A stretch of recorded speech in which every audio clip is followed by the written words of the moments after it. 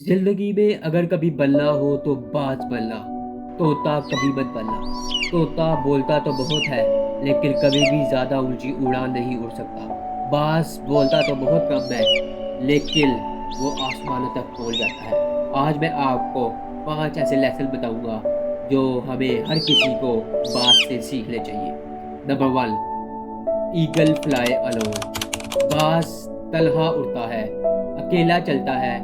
बाज कभी भी चिड़ियों, कौवों और दीगर परिंदों के साथ नहीं उड़ता। बाज हमेशा बाज के साथ ही उड़ेगा या अकेला उड़ेगा, और इतना ऊंचा उड़ जाता है कि वो आसमानों तक पहुंच जाता है। अगर आपकी जिंदगी में भी छोटी सोच के लोग हैं, नेगेटिव पीपल हैं, तो आप भी उनकी जिंदगी से अलग हो जाए, तन्हा हो जाए, क्योंकि यही एक ऐसा वक्त होता है कि हमें अपने आप को पहचानने का मौका मिलता है।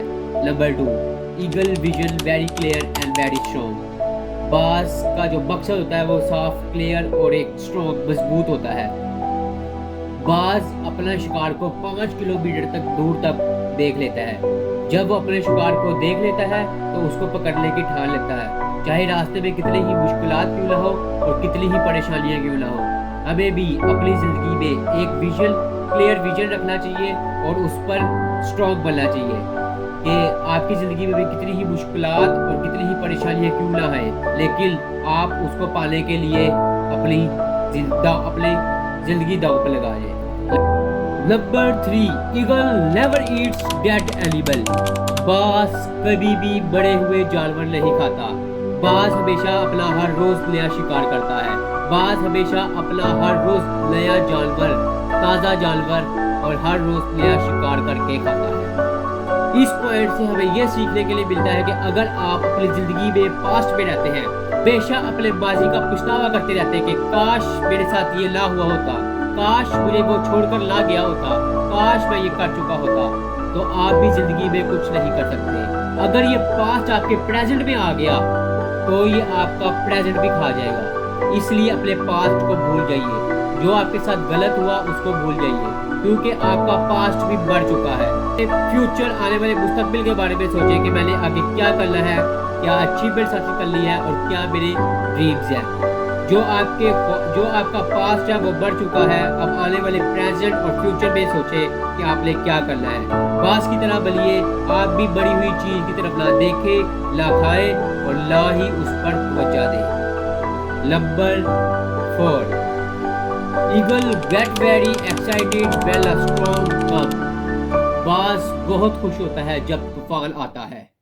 जब तूफान आता है तो सारे जानवर छुपकर अपने घोंसलों में बैठ जाते हैं। सिर्फ एक बाज ही होता है जो अपनी उड़ान भरता है, और इतनी बड़ी उड़ान भरता है कि वो आसमानों तक पहुंच जाता है। तो आप भी बाज बने। जब आप अपनी जिंदगी के ड्रीम्स पूरे कर रहे होंगे, आपकी जिंदगी में कुछ अचीवमेंट्स होगी, तो आपकी जिंदगी में भी तूफान आएगा।